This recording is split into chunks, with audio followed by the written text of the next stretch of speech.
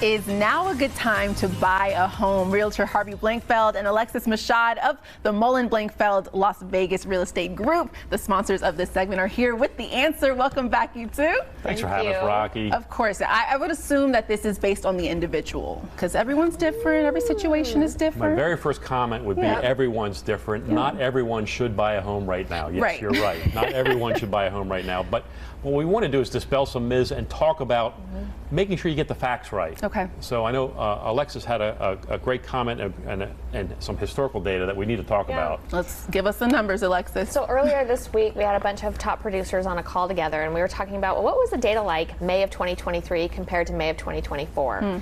And single-family residential homes in May of 2023, the median, so right in the middle, were at 430,000, and interest rates were at about 7%. So let's fast forward 12 months. The median is at 469, and interest rates are at about 7%.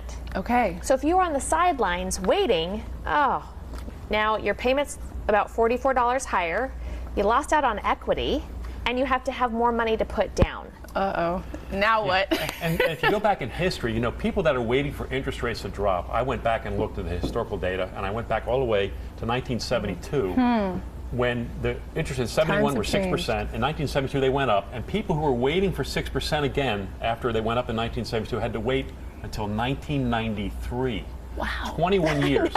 So let's not make the decision to buy a house solely on interest rates. Right. Let's make it on affordability, which I know is a challenge these days. Of course. We understand but probably the biggest, the biggest thing to factor in.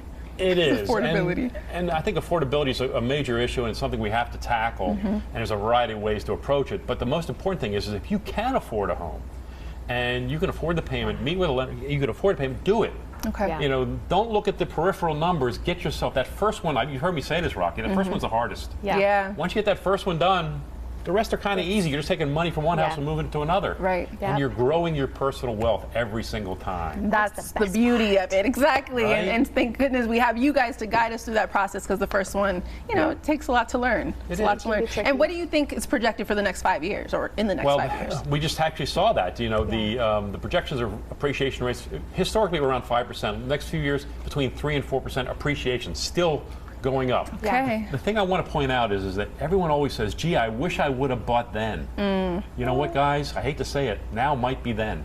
Yeah. Okay. Jump in before prices continue to climb up. All right, you heard it. You heard it here. But good, you guys have, QR code and things. Yes. We just did that. Alexis mentioned that seminar. We did a whole bunch of top producers. We all got together and we talked about all of these statistics, a whole lot more. So we're going to put up a QR code. You guys can scan it, get the whole webinar. There you go. There you go. Thank you to the Mullen Blankfeld Las Vegas Real Estate Group for sponsoring this segment. Give them a call at 702-203-1165 and hit that QR code on your screen so you can get this at home.